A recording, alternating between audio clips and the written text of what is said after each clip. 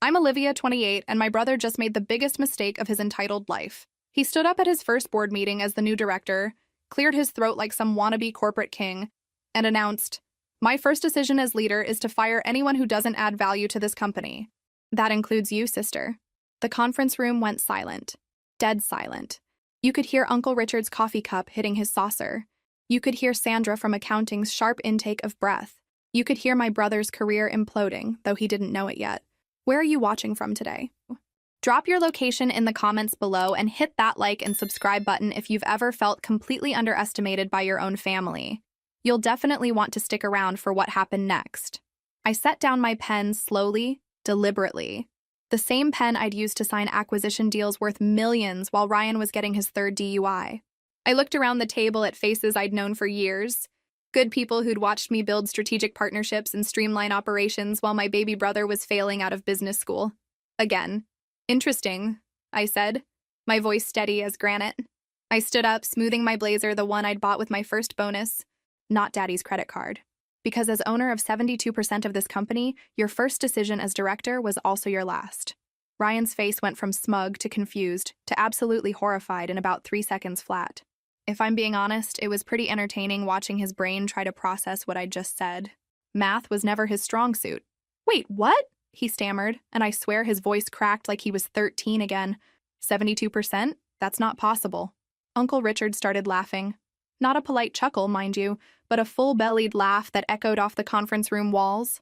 He stood up, walked over to me, and extended his hand like I was visiting royalty. "Well," he said, still chuckling, "I guess it's time to officially pass the crown to the rightful CEO. Olivia, it's been an honor working with you all these years, but I think the company deserves leadership that actually earned their position." The applause was immediate.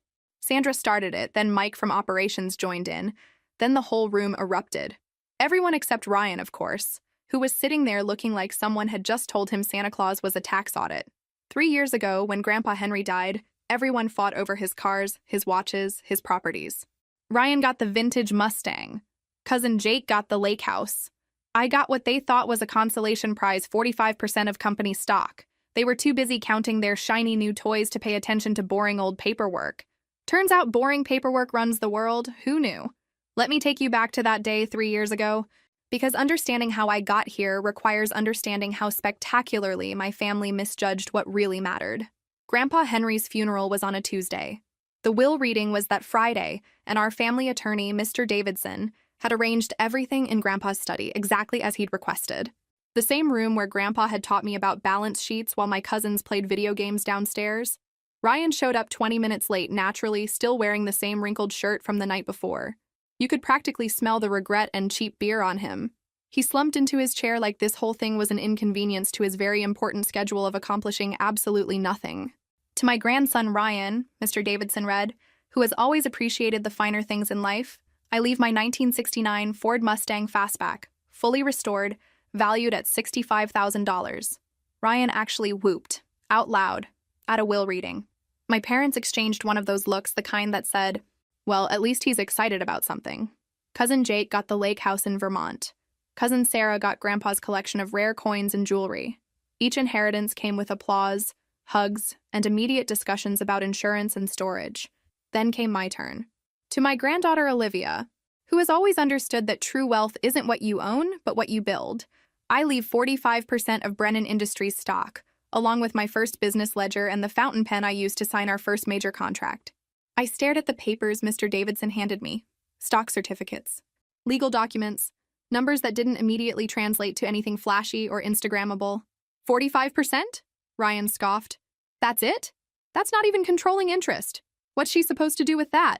Uncle Richard, who was interim CEO at the time, tried to explain the significance. But Ryan had already moved on, asking Dad about insurance for the Mustang. The adults nodded politely at my inheritance, but I could see they were thinking the same thing Ryan had said out loud. What was I supposed to do with minority shares in a family business? They didn't understand that Grandpa had been grooming me for this since I was 16, that he'd shown me every aspect of the business, from supply chain management to client relations, that those boring conversations about market trends and profit margins had been my real inheritance all along. 6 months later, when Dad decided to step back from active management, I made him an offer for his shares. I'd been saving money since college, living below my means while Ryan racked up credit card debt on European vacations and designer watches he couldn't afford. "You sure about this, sweetheart?" Dad asked when I presented the buyout proposal. "It's a lot of money." "I'm sure, Dad. This company means everything to me." He smiled and signed the papers, probably thinking he was helping his responsible daughter invest in her future. He had no idea he was creating the foundation for my brother's very public humiliation 3 years later. The best part? I never told anyone I'd increased my stake to 72%. It wasn't a secret exactly, just information nobody bothered to ask about. Ryan was too busy crashing his inheritance car 2 months after getting it, and everyone else assumed the business would continue running itself forever. Assumptions make an ass out of you and me, as they say. Though in this case, it was mostly just Ryan. Ryan's relationship with consequences has always been, let's call it complicated. Picture a grown man playing bumper cars with real life, except every time he crashes, someone else pays for the damage. Take his college experience, for instance. Dad paid full tuition to Northwestern for a business degree that should have taken 4 years. Ryan stretched it into 5 years and 2 academic probations before finally getting kicked out for cheating on his senior capstone project. Not subtle cheating, mind you. He literally turned in someone else's paper with his name on it. The professor called him out in front of the entire class. Ryan's defense? I improved it. The improvements consisted of changing the font from Times New Roman to Arial. Dad still talks about it like it was a character-building experience. Well, he'd say to anyone who'd listen, at least Ryan learned that shortcuts don't work in the real world. Except Ryan didn't learn that. Like, at all. 6 months after the college fiasco, he got arrested for DUI. Not his first one either. This was number 3, which in Illinois means serious jail time. But somehow Dad's lawyer worked out a deal that got Ryan community service and mandatory counseling instead. Ryan treated court-ordered therapy like speed dating. He charmed his way through the sessions, telling counselors what they wanted to hear while learning absolutely nothing about personal responsibility. He finished his hours picking up trash along highways, which he documented extensively on social media like he was volunteering for charity instead of paying his debt to society. "Look at how responsible Ryan's becoming," Mom would coo, showing me his Instagram posts.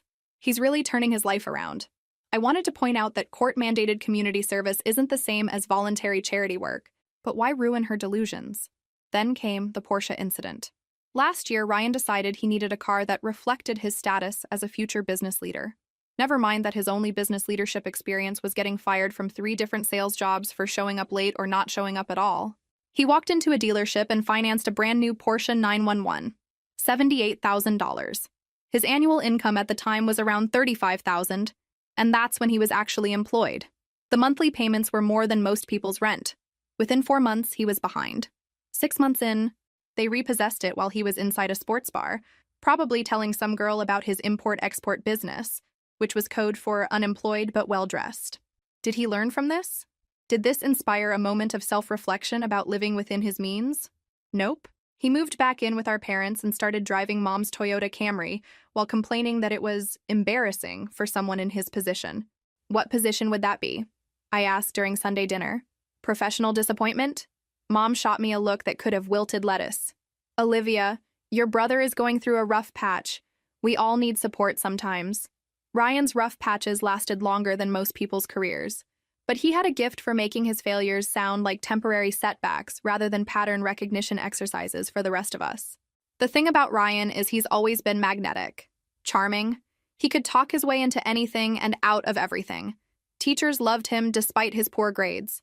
Coaches kept him on teams despite missing practice. Girls dated him despite his obvious red flags. Family gatherings became Ryan appreciation societies. His stories got funnier. His plans sounded more ambitious. His next opportunity was always just around the corner, waiting to prove everyone wrong about his potential. Meanwhile, I was working 60-hour weeks, building client relationships, and actually contributing to the family business. But that wasn't nearly as entertaining as Ryan's latest adventure in self-sabotage. The final straw came when Dad announced his retirement plans at Christmas dinner last year. Ryan immediately started talking about his vision for the company, how he'd modernize operations and expand into new markets. I sat there listening to him pitch ideas I'd presented to the board 6 months earlier, ideas he'd undoubtedly overheard during family conversations and was now regurgitating as his own insights. But Dad was nodding along, looking proud. "You know what, son? Maybe it's time to give you some real responsibility. Help you grow into the leader I know you can become." That's when I realized my father confused potential with performance, and my brother confused confidence with competence. It was also when I realized I'd been playing the wrong game entirely. Getting my business administration degree wasn't some childhood dream. It was strategic warfare disguised as higher education. While Ryan was flunking out of classes and collecting DUIs like Pokemon cards, I was studying how to run the business he thought he'd inherit just by virtue of being male and charming. The day I graduated summa cum laude, Dad pulled me aside at the celebration dinner. "I'm proud of you, sweetheart. Really proud. And I think it's time you put that education to work in the family business." I started as a junior analyst. Same entry-level position any college graduate would get. No special treatment, no fast track to the executive floor. Ryan, meanwhile, was living in our parents' basement, recovering from his latest career transition, which was family code for got fired for sleeping with his supervisor's wife. My first project was analyzing our supply chain inefficiencies. Boring stuff, right? Vendor relationships, shipping costs, inventory turnover ratios. The kind of work that makes your eyes glaze over unless you understand that every percentage point of improvement translates to thousands of dollars in profit. I found problems. Big ones. Our primary supplier was overcharging us by 18% compared to market rates. But they'd been our vendor for so long that nobody questioned the invoices anymore. I researched alternatives, ran cost-benefit analyses, and presented a proposal that would save the company $200,000 annually. Uncle Richard loved it. Dad was impressed. The board approved my recommendations unanimously. Ryan's response? "Nice work, sis. Maybe next you can figure out why the coffee in the break room tastes like it was filtered through old socks." That became the pattern. I'd solve problems, save money, improve processes. Ryan would make jokes, charm potential clients at company parties, and somehow get credit for having great instincts about people. The worst part wasn't his indifference to actual work. It was his talent for undermining me in public while pretending to be supportive. Like the time I was presenting quarterly projections to our biggest client, Thompson Manufacturing. I'd spent weeks preparing, knew every number by heart, had backup plans for their backup questions. 10 minutes into my presentation, Ryan walked into the conference room with coffee and donuts. "Sorry I'm late," he announced loudly, completely derailing my momentum. "Traffic was brutal, but hey, I brought sustenance." The clients laughed, grateful for the interruption. Ryan spent the next 20 minutes telling stories and making everyone comfortable while I watched my carefully structured presentation dissolve into casual conversation. Afterward, Mr. Thompson shook Ryan's hand. "Your brother really knows how to lighten the mood. That's important in business, you know. People need to feel comfortable before they trust you with their money." Ryan beamed like he'd just closed the deal single-handedly. I wanted to point out that charisma without competence is just expensive entertainment. But I was still 24 and trying to be the good daughter who didn't cause family drama. When Dad announced his retirement plans 18 months ago, I naively thought my track record would speak for itself. 3 years of successful projects, improved efficiency ratings, client satisfaction scores that were consistently above target.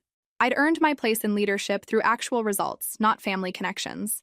But Dad saw things differently. He saw Ryan's potential where I saw his patterns. He saw leadership qualities where I saw learned helplessness dressed up in expensive suits. "I'm going to start Ryan as director of operations," Dad told me privately before announcing it to the board. "He needs structure, responsibility, a chance to prove himself. I think having real stakes will help him mature." Real stakes. Like the Porsche payments weren't real stakes. Like the DUI fines weren't real stakes. Like the college tuition he'd wasted wasn't real stakes. "Dad," I said carefully, "Ryan doesn't have experience managing teams or overseeing budgets. Maybe he should start in a supervisory role and work his way up?" Nonsense. Sometimes you have to push people into the deep end to help them swim. Besides, he'll have you and Richard to guide him. Right, I'd get to do the actual work while Ryan got the title and the credit. The same dynamic that had defined our entire relationship, just with higher stakes and bigger consequences. That night, I went home to my modest apartment, the one I'd chosen based on my salary, not my family's money, and I made a decision. I pulled out the stock certificates Grandpa had left me, the ones gathering dust in my filing cabinet, and I started making calls. If Dad wanted to play family favorites, fine. But this game had rules, and I'd been studying the rulebook a lot longer than anyone realized. The beautiful thing about corporate ownership is that it's not about sentiment or potential or giving people chances to grow. It's about mathematics, and I'd always been very good at math. 4 months ago, I made the best investment of my life. Not in cryptocurrency or real estate or some trendy startup. I invested in myself, specifically in the form of buying out my father's shares in Brennan Industries. Dad had been talking about retirement for 2 years, mostly during Sunday dinners after a few glasses of wine. "I'm ready to step back," he'd say. "Let the younger generation take over. Travel with your mother, maybe buy that boat I've been wanting." I'd been saving money since I started working, living on roughly half my salary while Ryan lived on roughly twice his, thanks to the First National Bank of Mom and Dad. My apartment was nice, but not fancy.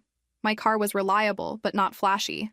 I bought generic groceries and cooked at home while Ryan Ubered sushi and charged it to credit cards our parents inevitably paid off. When Dad officially announced his retirement timeline, I was ready. "I'd like to make you an offer for your shares," I told him during one of our monthly lunch meetings. We'd started these lunches when I first joined the company, supposedly so he could mentor me in business leadership. Mostly they were opportunities for him to tell me about Ryan's latest achievements in failing upward. "You want to buy my shares?" Dad looked genuinely surprised. "Sweetheart, that's a huge financial commitment. Are you sure you're ready for that kind of responsibility?" I slid the folder across the table. Inside were bank statements, loan pre-approval letters, and a detailed business plan outlining my vision for the company's future. I'd been working on it for months, refining strategies and projecting growth scenarios. "I'm sure, Dad, this company isn't just my job, it's my future." He flipped through the paperwork, eyebrows raising higher with each page. "This is very thorough, very professional. I had no idea you'd been thinking about this so seriously." That stung a little. I'd been thinking about little else for 3 years, ever since Grandpa died and left me those initial shares. But Dad had been so focused on Ryan's potential that he'd missed my preparation entirely. "What percentage of ownership would this give you?" he asked, pulling out his phone calculator. 72%, I said quietly. The calculator clattered onto the table. 72%? That would make you majority owner. That would make you the decision maker, yes. Dad stared at me for a long moment, and I could see him recalculating everything he thought he knew about his children's futures. "What about Ryan? What about the directorship we discussed?" "Ryan can still be director," I said carefully, "if he proves he's capable of the role." "If he proves?" Dad's voice carried a warning tone I'd heard him use with demanding clients. "Olivia, he's your brother. Family supports family. Family also holds family accountable." We finished lunch in relative silence, Dad reviewing my proposal while I pretended to be interested in my salad. Finally, he signed the papers, but not before extracting a promise that I wouldn't do anything to deliberately undermine Ryan's chance at leadership. "Give him a real opportunity to succeed," Dad said. "Don't set him up to fail just because you disagree with my decision." I agreed. "Of course." I shook his hand, deposited the signed contracts with our lawyer, and officially became the majority shareholder in Brennan Industries. But here's the thing about promises: you make sure they're specific. Dad asked me not to set Ryan up to fail. He didn't ask me to set him up to succeed, either. And he definitely didn't ask me to bail him out when his own actions created predictable consequences. I kept my new ownership status quiet, not because I was ashamed of it, but because information is power, and power is most effective when people underestimate it. Ryan spent the next 4 months preparing for his directorship, like he was training for the Olympics of middle management.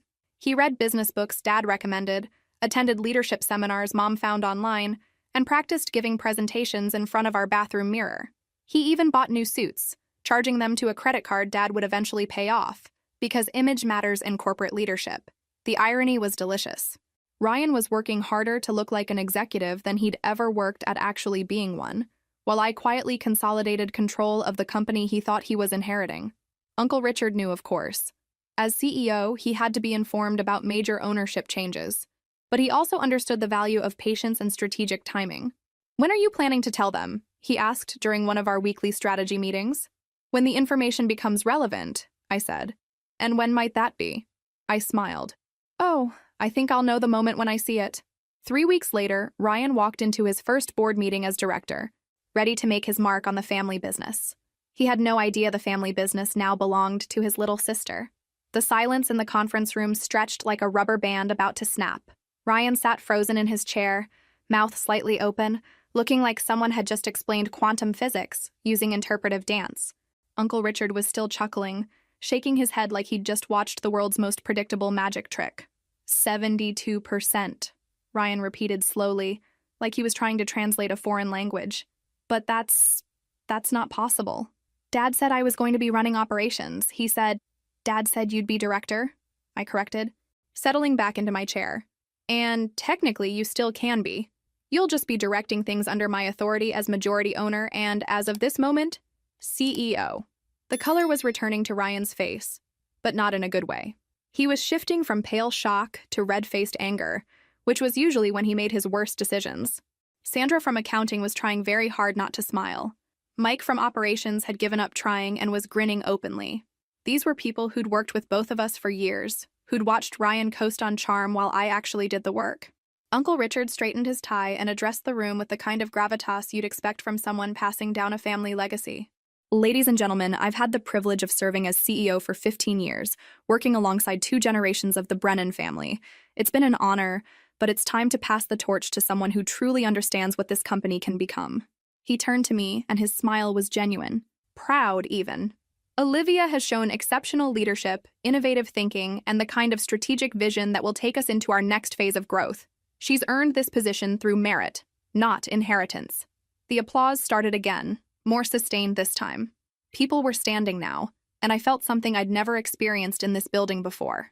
Recognition, respect, the acknowledgement that I belonged here not as someone's daughter or someone's sister, but as myself. Ryan finally found his voice. This is insane. Dad would never have sold you controlling interest if he'd known you were planning to pull something like this. Pull something like what? I asked innocently. Use standard corporate governance to ensure qualified leadership? Funny how that sounds like pulling something when it doesn't benefit you. You know what I mean, Ryan snapped. You manipulated him into selling you those shares. Uncle Richard's expression hardened. Ryan, I'd be very careful about accusing your sister of manipulation. Your father made a business decision based on Olivia's presentation and qualifications. If you'd like to review the documentation, I'm happy to arrange that. The room was getting uncomfortable now. Sandra was studying her notes like they contained the secrets of the universe. Mike was suddenly fascinated by his coffee cup. Even our intern, Jessica, looked like she wanted to disappear into the floor. But I wasn't uncomfortable. For the first time in my professional life, I felt exactly where I was supposed to be. Ryan, I said, my voice calm and professional, you have a choice here. You can accept the director position and prove you're capable of handling it. Or you can continue arguing and prove you're not. But either way, this meeting has a purpose beyond family drama. I stood up and moved to the whiteboard, where I'd prepared an agenda that didn't include Ryan's emotional breakdown anywhere on the list. We need to discuss Q3 projections, the Morrison contract renewal, and staff development initiatives for next quarter. Uncle Richard, would you like to handle the transition formalities now, or would you prefer to address those separately? Now works perfectly, he said, pulling out a folder I hadn't noticed before. I prepared these documents yesterday. Anticipating this moment, Ryan's head snapped toward Uncle Richard. Yesterday? You knew about this yesterday? I've known about Olivia's ownership status for months, Uncle Richard replied matter-of-factly. I've also known she was the logical choice for CEO succession. The only question was timing. I felt a surge of gratitude toward my uncle, who'd been quietly supporting my leadership development, while everyone else was focused on Ryan's potential. So this was all planned, Ryan said bitterly. A setup. No, I said firmly. This was inevitable. The moment you decided your first act as director would be firing me, you made it clear you don't understand how business works. In any company, trying to fire the majority shareholder is grounds for immediate termination. Ryan slumped in his chair, the weight of his miscalculation finally sinking in. Around the table, people were exchanging glances that said the same thing. This had been a long time coming. Uncle Richard handed me a leather portfolio embossed with the company logo. Congratulations, CEO Brennan. The company is in excellent hands. As I accepted the portfolio, I thought about Grandpa Henry and how proud he'd be to see his boring stock certificates finally revealing their true value. I thought about all the Sunday dinners where I'd bitten my tongue while Ryan got praised for doing the bare minimum. But mostly, I thought about the future and how much better it was going to be now that merit finally mattered more than gender and birth order. The meeting continued with actual business, and for the first time in years, everyone in the room was focused on the right priorities. The first item on my agenda as CEO was remarkably simple, figuring out what to do with a director who'd just tried to fire his new boss. Ryan sat slumped in his chair like a deflated balloon, probably wondering if this was all some elaborate nightmare he'd wake up from eventually. Spoiler alert, it wasn't. Ryan, I said, pulling out a folder I'd prepared weeks ago because I'm nothing if not thorough. We need to discuss your role moving forward. He perked up slightly, hope flickering in his eyes like a candle in a hurricane. Right, okay, so I'm still director of operations. No. I slid the papers across the table. You're being transferred to regional sales coordinator effective immediately. The silence that followed could have powered a small city. Regional sales coordinator was 3 levels below director, with a salary that wouldn't cover Ryan's monthly bar tab, let alone his lifestyle expectations. Regional sales coordinator? Ryan's voice cracked like he was going through puberty again. That's basically entry level. It's exactly entry level, I confirmed cheerfully. Same position any college graduate would start in. You know, if they actually graduated. Uncle Richard cleared his throat diplomatically. Olivia, perhaps we should discuss this privately. No need, I interrupted. This is a business decision based on qualifications and performance history. Ryan has never successfully managed a team, a budget, or frankly, his own checking account. Regional sales coordinator is appropriate for his skill level. Sandra from accounting made a small noise that might have been a suppressed laugh. I pretended not to notice. Ryan's face was cycling through colors like a mood ring. You can't do this. Dad specifically said I was going to be director. This is family, not some corporate takeover. Actually, this is exactly a corporate situation, I replied, my voice staying level while my inner teenager did victory laps. And in corporate situations, performance matters more than family connections. Revolutionary concept, I know. Mike from operations leaned forward. What about the director position? Who's taking over those responsibilities? I smiled. This was the fun part.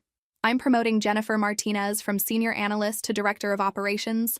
She has an MBA from Kellogg, 5 years of relevant experience, and she's never been arrested for property damage. Jennifer's eyes widened.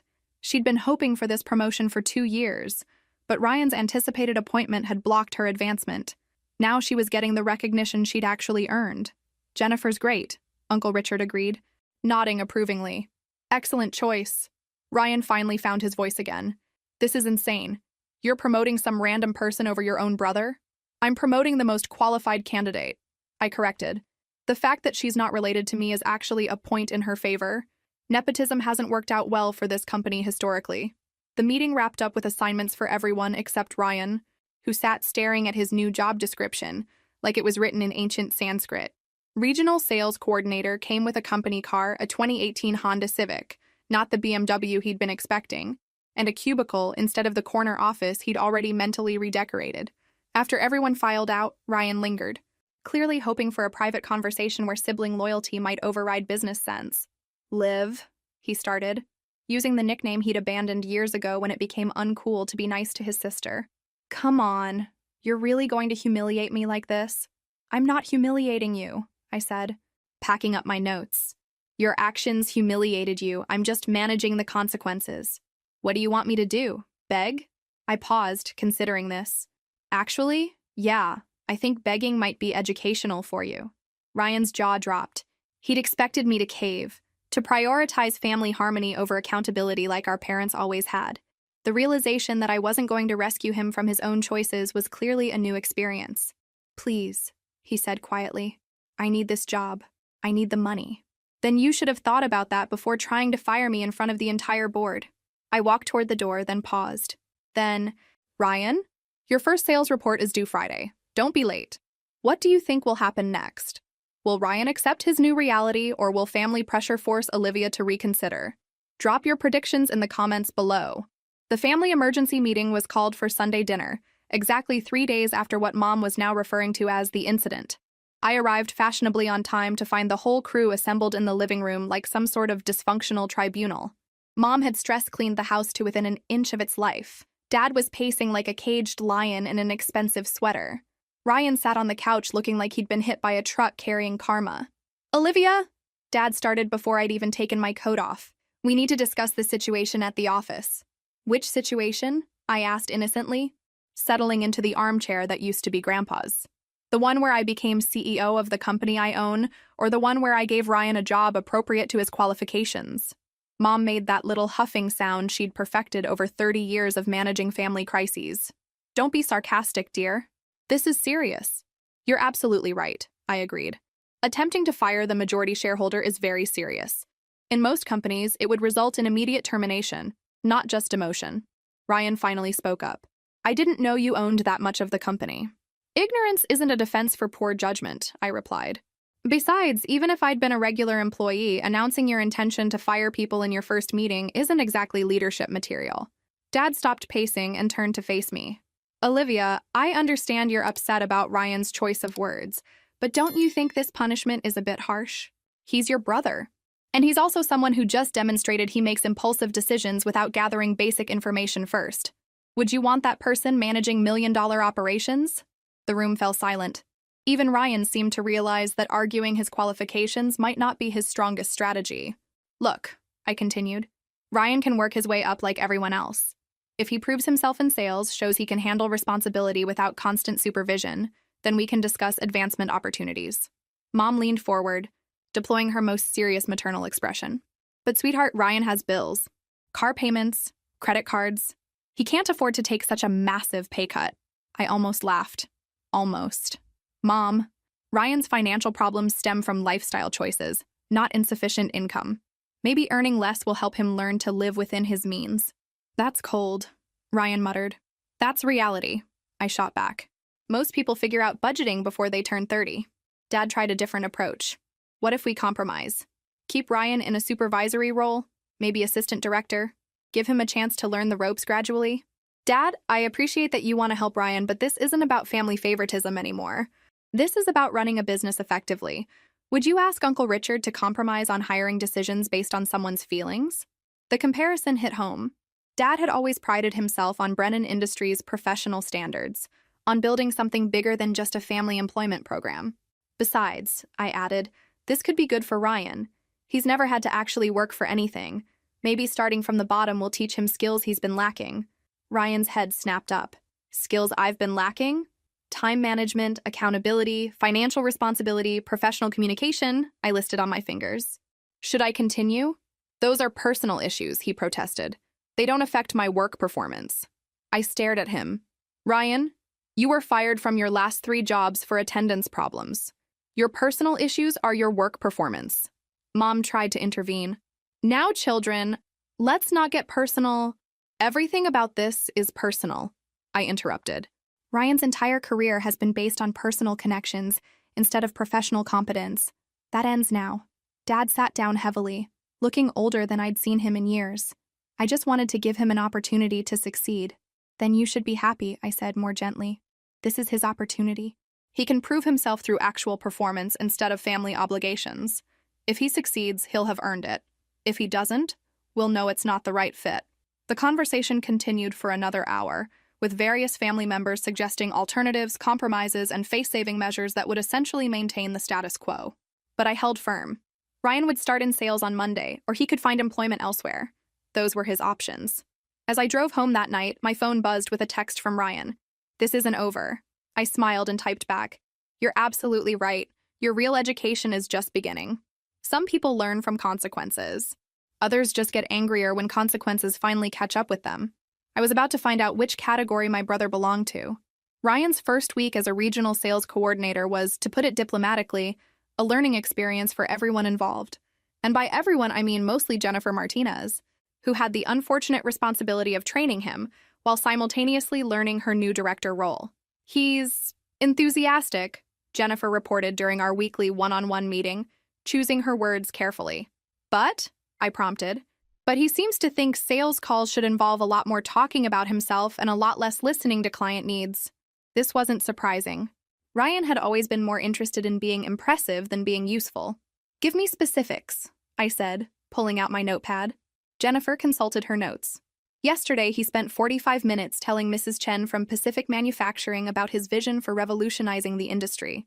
She called afterward asking if we had any other representatives she could work with. I pinched the bridge of my nose. What was he supposed to be selling her? Routine maintenance contract renewal. Should have been a 15-minute conversation. Classic Ryan. Take a simple task and somehow make it about his personal brand instead of the client's actual needs. Anything else? I asked. He's been telling people he's temporarily in sales while preparing for executive leadership. Several clients have asked if there's instability in our management structure. That was a problem. The last thing we needed was clients questioning company stability because Ryan couldn't accept his new reality gracefully. I'll handle it, I assured Jennifer. How are you settling into the director role? Her face brightened immediately. It's incredible. I have so many ideas for streamlining operations. And the team has been really supportive. Mike's been great about explaining the technical aspects I haven't dealt with before. This was exactly what competent promotion looked like. Jennifer was asking questions, learning systems, and building relationships with her team. Ryan was talking about himself and confusing customers. After Jennifer left, I called Mike to get his perspective on Ryan's performance. Honest assessment? Mike said. He's not malicious, just completely unprepared for actual work. He shows up on time, which is improvement from what I've heard about his previous jobs. But he doesn't seem to understand that sales requires understanding what people want to buy. Has he responded to feedback? That's the interesting part. When Jennifer tries to coach him, he listens politely and then completely ignores everything she said. It's like he thinks this is all temporary until you come to your senses and promote him back to director. I thanked Mike and hung up, already formulating my next conversation with Ryan. If he thought this was some elaborate bluff designed to teach him a lesson, he was about to discover how wrong he was. I found Ryan in his cubicle, looking supremely uncomfortable in the shared workspace. He was staring at his computer screen like it contained ancient hieroglyphics. "How's the first week going?" I asked, perching on the edge of his desk. He glanced around nervously. "Fine.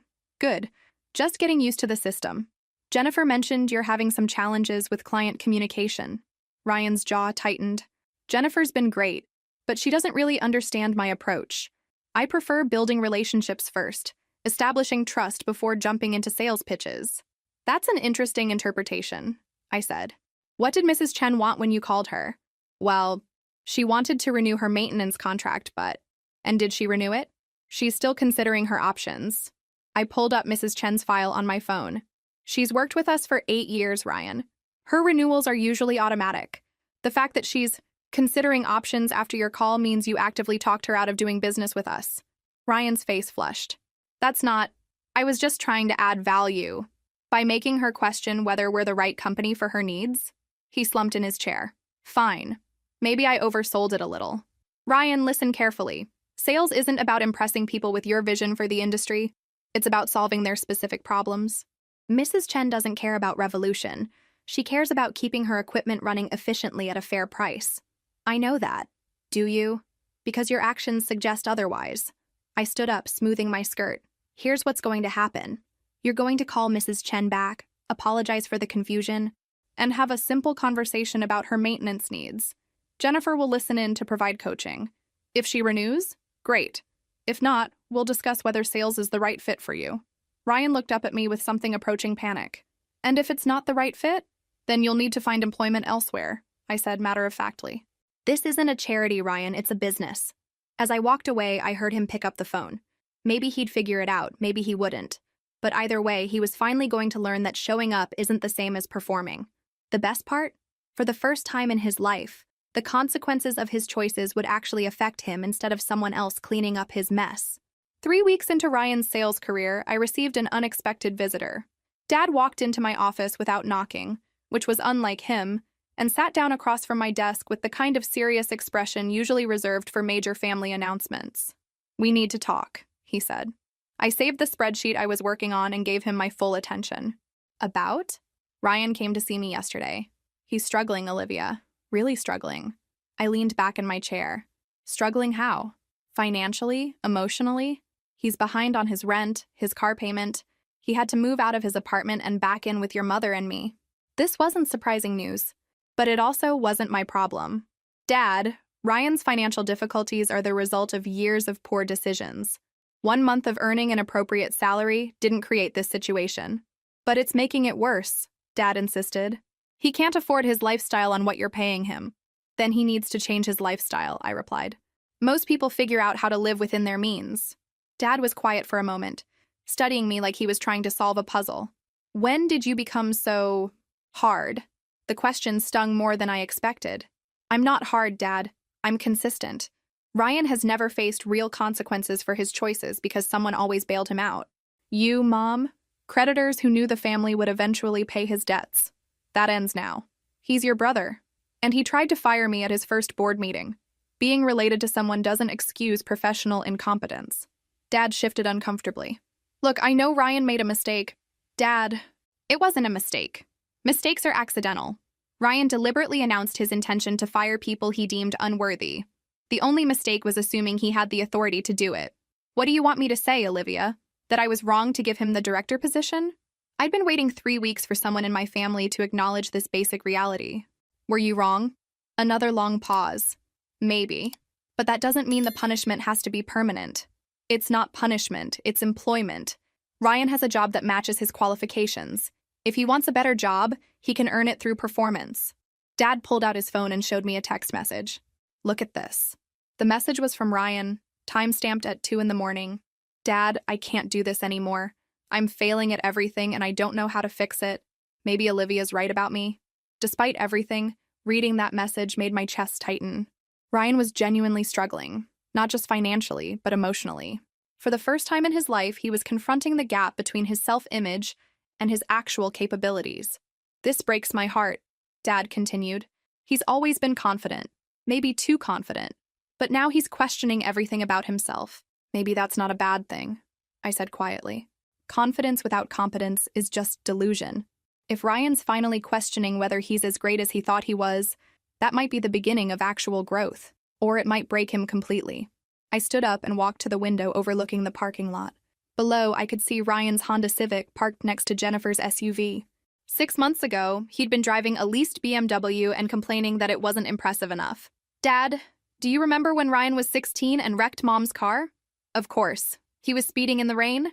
And you bought him a new car the next week because you felt bad that he was upset about the accident. Dad was quiet. Do you remember when he failed calculus senior year and you hired 3 different tutors instead of making him repeat the class? The tutors helped him graduate on time. They helped him avoid consequences, I corrected. And every time you rescued him from failure, you taught him that his choices don't really matter because someone else will always fix the damage. I turned back to face him. Ryan isn't struggling because I'm being mean to him. He's struggling because he's finally experiencing what most people call normal adult responsibility. Dad stood up slowly. So you're not going to help him? I am helping him. I'm giving him the opportunity to develop actual skills instead of relying on family connections. If he succeeds in sales, proves he can handle responsibility, then we'll talk about advancement. But the days of automatic promotion based on last name are over. As Dad reached the door, he paused. Your grandfather would be proud of your business sense. I just hope he'd approve of how you're treating family. After he left, I sat alone in my office thinking about Grandpa Henry and the lessons he'd tried to teach both Ryan and me. He'd shown Ryan the fun parts of business, the client dinners, the handshake deals, the excitement of closing contracts. But he'd shown me the foundation work, the analysis, the planning, the careful decision-making that made everything else possible. Maybe Grandpa had known all along which one of us would actually be capable of running the company. Maybe those stock certificates weren't a consolation prize but a test, waiting to see what I'd do with real responsibility. My phone buzzed with a text from Ryan. Can we talk? I stared at the message for a long moment before typing back. Office hours are 9 to 5. Schedule an appointment with my assistant. Some conversations are worth having, but they need to happen on professional terms, not family guilt trips. Ryan's appointment was scheduled for Thursday at 3 p.m. He arrived 15 minutes early, which was possibly the most professional thing he'd done since starting his new position. My assistant Carol announced him with the same formality she used for any other employee request. He walked into my office looking like he'd lost weight and sleep in equal measure. Gone was the cocky swagger I'd grown accustomed to over the years. This was a different Ryan, one I wasn't sure I recognized. Thank you for seeing me, he said, sitting down without being invited. Old habits. You have 15 minutes, I replied, glancing at my calendar. What did you want to discuss? Ryan took a deep breath, like he was preparing to jump off a cliff. I want to apologize. This was unexpected. In 30 years of being his sister, I could count Ryan's genuine apologies on one hand with fingers left over. For what specifically? I asked. For trying to fire you. For assuming I deserved a position I hadn't earned. He paused, running his hands through his hair. For being the kind of person who thought announcing firings in my first meeting was good leadership. I set down my pen and really looked at him. The Ryan I'd known my whole life was always performing, always trying to impress someone or charm his way out of consequences. This version seemed stripped of those defenses. What brought this on? I asked. Failure, he said simply. Complete, undeniable failure at something I thought would be easy. Sales? Everything. Sales, budgeting, basic adult responsibility. Do you know I didn't even know how to read a profit and loss statement until Jennifer explained it to me last week? I didn't know that, but I wasn't surprised. Ryan had coasted through business school without learning fundamental concepts. assuming someone else would handle the technical details while he provided vision and leadership. Jennifer's been helping you?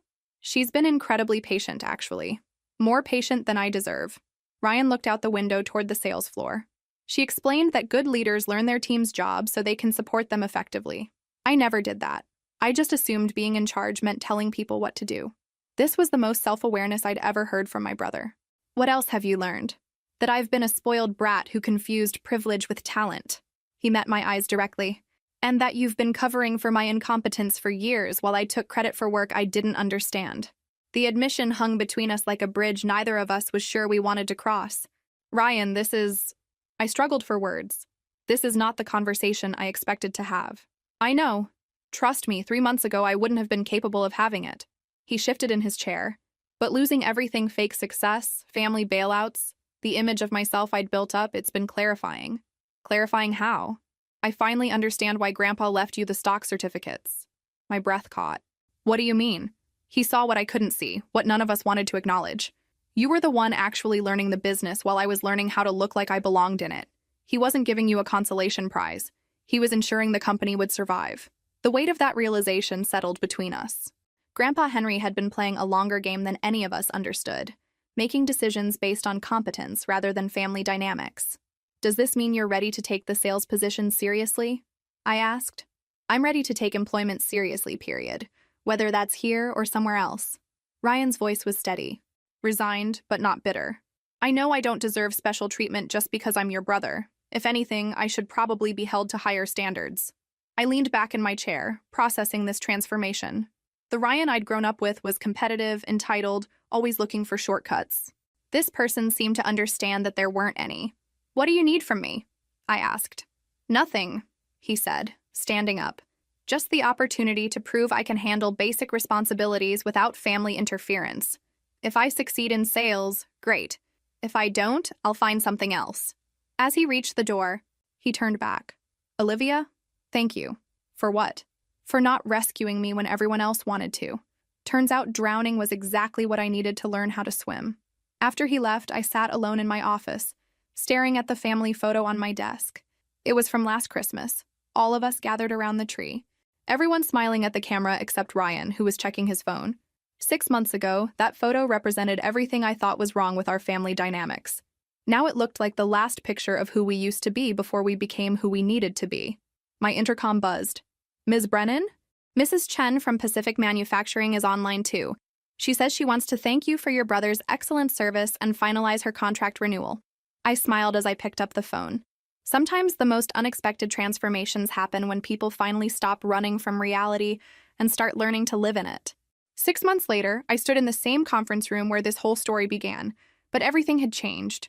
The quarterly board meeting was running smoothly, with Jennifer presenting operational improvements that had increased efficiency by 23%. Uncle Richard, officially retired but still attending meetings as advisor emeritus, was beaming with pride at the company's performance. Ryan sat at the far end of the table, notepad open, actively listening to Jennifer's presentation. He'd earned his seat back through 6 months of consistent performance, starting with Mrs. Chen's renewal and building to becoming our most reliable sales coordinator. Not the most charismatic, not the highest earner, but the most dependable. Ryan, I said, would you like to present the Q4 sales projections? He nodded and stood up, consulting notes he'd actually prepared instead of winging it. Based on current client retention and new account development, we're projecting a 12% increase in sales revenue for Q4. His presentation was thorough, accurate, and boring in the best possible way. No grand visions, no revolutionary industry insights, just solid analysis based on actual data. Excellent work, Uncle Richard said when Ryan finished. That's exactly the kind of steady growth that builds sustainable success. After the meeting ended and everyone filed out, Ryan approached my desk. Thanks for letting me present today. I know I haven't earned back full director privileges yet. Actually, I said, pulling out a folder I'd prepared that morning. I wanted to discuss that with you. Ryan's expression immediately became guarded. If this is about the Morrison account issue, I already spoke with Jennifer about adjusting my approach. It's not about Morrison, I interrupted, smiling. It's about this. I handed him a letter of recommendation I'd written to Denver Industries, a mid-sized manufacturing company that had contacted me about potential management candidates. Ryan read it slowly, his eyebrows climbing higher with each paragraph. You're recommending me for a management position at another company. Associate sales manager, specifically. It's perfect for your current skill level, with room for advancement based on performance. The salary is 40% higher than what you're making here. He set the letter down carefully. Why are you helping me get a job somewhere else? Because you've proven you can handle responsibility. And because Denver needs someone with your particular combination of skills and humility. Also, I grinned, because you'll be much less tempting for mom and dad to interfere with if you're not working at the family company. Ryan laughed, a genuine sound I hadn't heard from him in years. You're probably right about that. But Olivia, what if I mess this up? What if 6 months of good performance doesn't mean I've actually changed? Then you'll deal with the consequences like an adult, I said simply. But I don't think you'll mess it up. You've learned something that can't be unlearned. What's that? That respect is earned through competence, not inherited through genetics. He was quiet for a moment, then extended his hand for a formal handshake. Thank you, Olivia, for everything, even for the parts that sucked at the time. Especially for the parts that sucked, I corrected, shaking his hand. Those were the parts that mattered. As I watched Ryan walk out of my office, I thought about the morning 6 months ago when he'd tried to fire me in front of the entire board. He'd been so certain that being promoted to director would solve all his problems, that title and authority would magically transform him into the leader he thought he deserved to be. Turns out the transformation came from losing the title, not gaining it. My phone buzzed with a text from Dad. Heard about Ryan's job offer. Your mother and I are proud of both of you. I typed back, thanks, Dad. See you Sunday for dinner. Some family dynamics change through dramatic confrontations and emotional breakthroughs. Others change through consistent application of consequences and the gradual recognition that love doesn't mean enabling dysfunction. Our family chose the gradual path, and we were all better for it. A year later, Ryan sent me a photo from Denver Industries' holiday party where he was receiving an Employee Recognition Award for outstanding customer service. He was standing next to his manager, both of them holding certificates and grinning at the camera. The text that came with the photo was simple. Turns out earning something feels a lot better than being handed it. Thanks for teaching me the difference. I saved the photo and filed it away with Grandpa Henry's business ledger and fountain pen. Some inheritance comes in the form of property and possessions. The best inheritance comes in the form of lessons about character, competence, and the courage to hold people you love accountable for becoming their best selves. Because sometimes the greatest gift you can give someone isn't what they want. It's what they need, even when they hate you for it in the moment. Ryan hated me for exactly 3 months. Then he thanked me for the next 3 years. I'd call that a pretty good return on investment. If this story resonated with you, make sure to like and subscribe for more stories about family dynamics, professional growth, and the sometimes painful process of learning that merit matters more than birthright. Remember, you're never too old to learn accountability, and you're never too young to stand up for what's right, even when it costs you everything you thought you wanted.